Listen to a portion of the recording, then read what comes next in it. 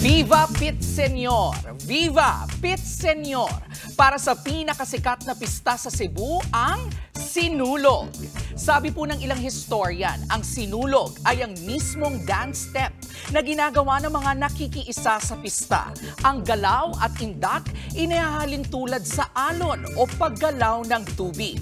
As in sa Cebuano term, tinatawag na sulog, kung saan hinango ang salitang sinulog.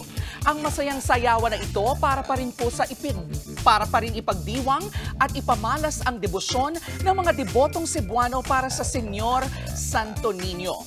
Ayon po sa mga ilang historical account, ang dance step na ito mula pa noong 1500s.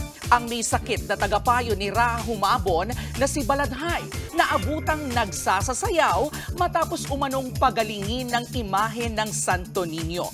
At hanggang sa ngayon, patuloy pa rin itong inaalala bilang bahagi ng kultura at kasaysayan ng Cebu.